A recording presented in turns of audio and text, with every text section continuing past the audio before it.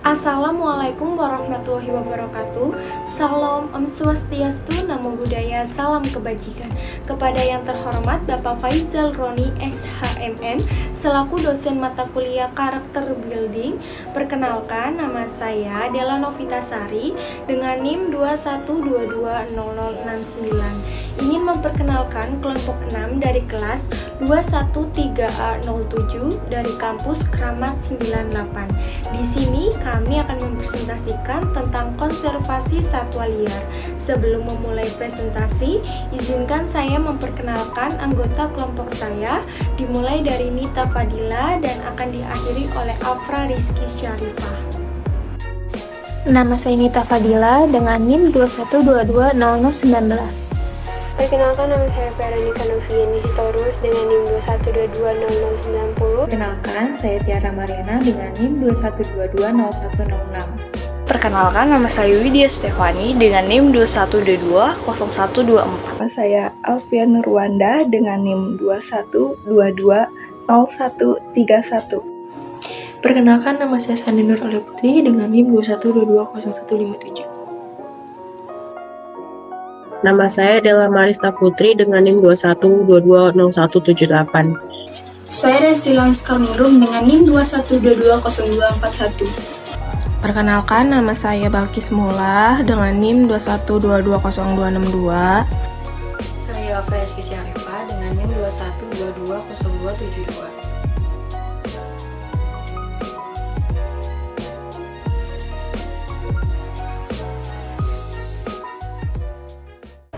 Di sini saya ingin menjelaskan tentang latar belakang dari konservasi satwa liar.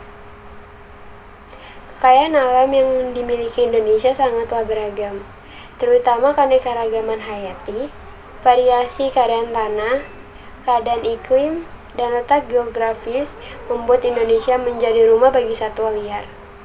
Diperkirakan terdapat sebanyak 300.000 satwa liar di Indonesia, yang mana hal ini sama banyak dengan 17% jumlah satwa di dunia. Meskipun Indonesia sendiri hanya 1,3% saja dari luas daratan di dunia. Pada pasal 1 ayat 7 UU Republik Indonesia nomor 5 tahun 1990 tentang konservasi sumber daya alam hayati dan ekosistemnya, dikatakan bahwa satwa liar dapat didefinisikan sebagai semua binatang yang hidup di darat, di air, dan di udara, yang masih mempunyai sifat-sifat liar, baik yang hidup bebas maupun yang dipelihara oleh manusia. Pelestarian satwa liar di Indonesia saat ini terancam cukup serius, dikarenakan perdagangan liar. Berdasarkan data yang dirilis oleh Profauna, dikatakan bahwa satwa yang dijual di pasar lebih dari 95%-nya adalah hasil perburuan ilegal, dan penangkapan di alam bukan hasil penangkapan. Keberadaan satwa liar, apapun itu, sangat dibutuhkan dalam ekosistem, di mana hal ini bertujuan untuk menjaga kestabilan. Jika interaksi ini tidak seimbang, maka akan muncul sebuah ketimpangan, dan hal ini juga secara buruk mempengaruhi ekosistem tersebut atau bagi makhluk hidup yang ada di dalamnya. Rumusan masalah. Yang pertama adalah penyebab kepunahan satwa liar di Indonesia. Penyebab kepunahan satwa liar di Indonesia adalah banyaknya pemburu liar yang memburu satwa liar dan diperdagangkan secara ilegal, serta satwa liar yang dijadikan sebagai peliharaan. Yang kedua adalah aktivitas manusia yang menyebabkan kepunahan pada satwa liar. Ada banyak aktivitas manusia yang menyebabkan kepunahan pada satwa liar. Salah satu contohnya adalah perburuan liar serta banyaknya konten satwa liar yang menjadi peliharaan dan sangat populer, serta digemari oleh masyarakat. Banyak jumlah konten kreator yang memamerkan peliharaan satwa liar mereka. Yang ketiga adalah pengaruh intensitas menonton konten kreator satwa liar pada YouTube. Tentu saja ada pengaruh intensitasnya. Banyak masyarakat yang menganggap bahwa menjadikan satwa liar sebagai peliharaan adalah hal yang lucu dan menarik. Jadinya kayak masyarakat tuh beranggapan bahwa memelihara satwa liar itu hal yang wajar karena melihat konten YouTube tersebut. Yang keempat adalah resiko menjadikan satwa liar peliharaan. Tentu saja, tindakan tersebut merupakan sebuah tindakan yang beresiko, baik bagi satwa liar itu sendiri maupun bagi manusia, ataupun bagi lingkungan sekitar. Dan yang terakhir adalah cara yang dapat dilakukan untuk melestarikan satwa liar. Dengan menghentikan dan menangkap pelaku perburuan satwa liar itu sudah sangat membantu. Memberikan edukasi kepada masyarakat tentang satwa liar juga merupakan cara untuk melestarikan satwa liar, serta melakukan reboisasi dan tidak menggundulkan hutan yang merupakan tempat tinggal satwa liar. Tujuan penelitian. Yang pertama untuk memberikan edukasi dan sosialisasi. Yang kedua untuk mendukung dan mengetahui upaya pelestarian satwa liar. Dan yang ketiga untuk memberikan referensi terhadap para pembaca agar lebih memahami tentang konservasi satwa liar di Indonesia. Manfaatnya yaitu ada 3. 1. Memperoleh ilmu pengetahuan yang meningkatkan wawasan dan cara berpikir mengenai pemeliharaan di dalam satwa liar tersebut.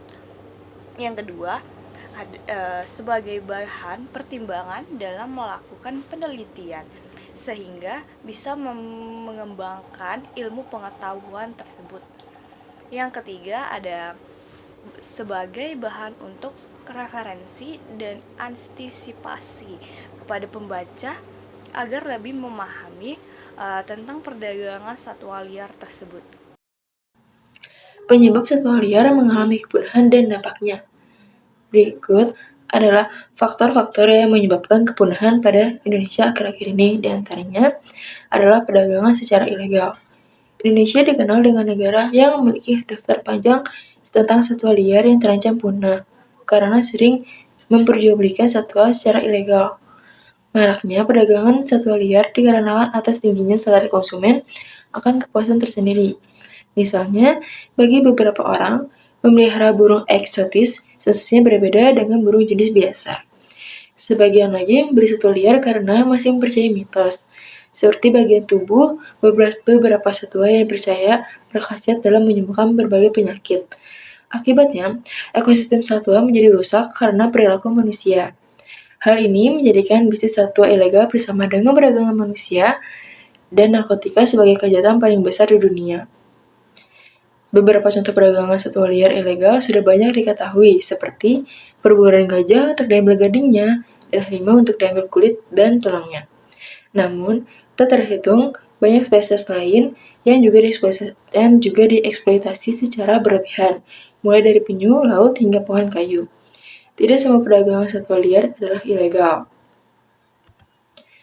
Banyak pula satwa langka yang diperjualbelikan secara ilegal atau tidak memiliki izin resmi, serta ditangkap dan diselundupkan dengan cara yang cukup keji.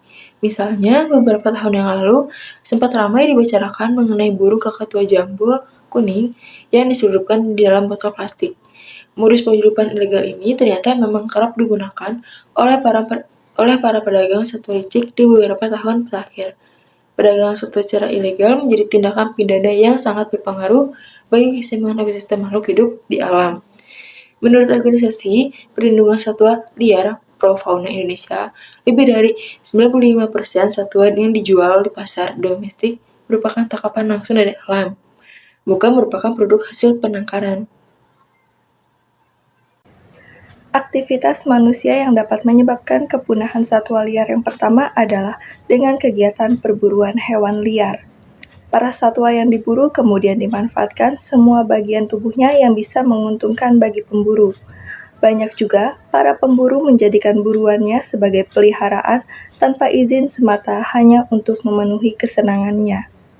Untuk melindungi satwa langka yang ada di Indonesia adalah melaporkan orang yang berburu satwa langka tersebut ke pihak yang berwajib. Hal ini bertujuan untuk membuat efek jera terhadap orang yang melakukan perburuan dan memberikan peringatan terhadap masyarakat lain yang ingin melakukan perbuatan serupa. Ditemukan beberapa kasus di Indonesia di mana masyarakatnya memperjualbelikan satwa langka yang dilindungi seperti burung cendrawasih, macan dahan, owa, beruang madu, dan masih banyak lagi. Satwa langka tersebut bahkan diekspor ke luar negeri dengan harga yang bervariasi. Yang kedua adalah perburuan kegiatan. Perburuan kegiatan ini menyebabkan kelangkaan serta kepunahan spesies. Tujuan dari berburu ini biasanya untuk memperoleh daging, bulu, dan bagian tubuh hewan tertentu. Selain karena tujuan tersebut, perburuan kerap kali dilakukan akibat manusia dan hewan yang tidak dapat hidup berdampingan. Hal ini berkaitan dengan pembukaan lahan hutan untuk pertanian misalnya, sehingga terjadi kontak fisik antara manusia dan hewan yang ada di hutan. Pembahasan selanjutnya adalah kepemilikan satwa liar. Kepemilikan satwa liar sebagai peliharaan banyak sekali ditampilkan di sosial media, salah satunya YouTube. YouTube merupakan sebuah situs yang memungkinkan para penggunanya untuk mengakses, menonton, dan saling berbagi video secara gratis, mudah, dan menyenangkan. YouTube memungkinkan para penggunanya untuk menunjukkan kreativitas mereka melalui mengunggah video serta membagikannya kepada dunia. Konten-konten sejenis ini dilakukan oleh beberapa tokoh ternama di mana mereka memamerkan satwa liar peliharaannya melalui YouTube. Bahkan beberapa di antara peliharaan mereka tersebut adalah satwa liar yang dilindungi. Maka berikut ini adalah pengaruh intensitas menonton konten kreator satwa liar. 1. Kepopuleran konten kreator satwa liar ini lantas dikhawatirkan dapat mempengaruhi sikap masyarakat pada kepemilikan satwa liar sebagai peliharaan. Satwa liar yang seharusnya hidup di alam liar namun dipelihara oleh manusia secara individu dan semakin dinormalisasi keberadaannya. 2. Konten kreator satwa liar di YouTube semakin mengkhawatirkan karena bisa saja mempengaruhi sikap audiens pada kepemilikan satwa liar. Berbagai lapisan masyarakat mulai melakukan kegiatan kepemilikan satwa liar sebagai peliharaan. Konten-konten satwa liar sebagai peliharaan pun meningkat. Satwa liar yang terus dikontenkan ini juga dapat dikatakan sebagai penyiksaan terhadap satwa. Di sisi lain, terdapat beberapa alasan mengapa satwa liar tidak sepatutnya dipelihara secara individu di rumah. Satwa liar terlahir untuk menjadi liar, dan apabila mereka dipelihara di rumah, maka mereka tidak dapat menunjukkan perilaku alami mereka. Hal ini yang kemudian menjadi sebuah siksaan bagi satwa liar. 3. Para influencer yang menjadikan satwa liar sebagai peliharaan memungkinkan peningkatan permintaan satwa liar dan perburuan secara ilegal. Pengaruhnya adalah kepemilikan satwa liar sebagai peliharaan juga sama saja dengan mencederai kegiatan konservasi alam yang sudah sejak lama dibangun untuk menyelamatkan satwa dan alam. 4. Penonton yang menyatakan kesenangannya pada konten-konten hiburan semacam ini, tapi justru tontonan yang menyiksa hewan. Banyak masyarakat yang menganggap bahwa konten-konten sejenis ini adalah konten yang mengedukasi dan membela kegiatan kepemilikan satwa liar. Banyak juga penonton yang menyatakan kesenangannya pada konten hiburan semacam ini. Terdapat beberapa jenis-jenis penderitaan yang dialami oleh satwa. Salah satunya adalah satwa liar sebagai peliharaan dianggap sebagai kekejaman yang ambigu dan tidak sengaja.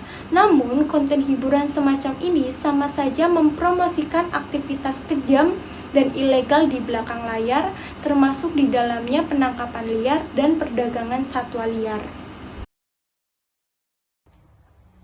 Mempercepat kepunahan spesies. Dalam hal ini sebenarnya tidak bisa dipukul sama rata, tetapi banyak manusia yang menggunakan alasan memelihara, padahal sebenarnya di balik itu ada tujuan busuk.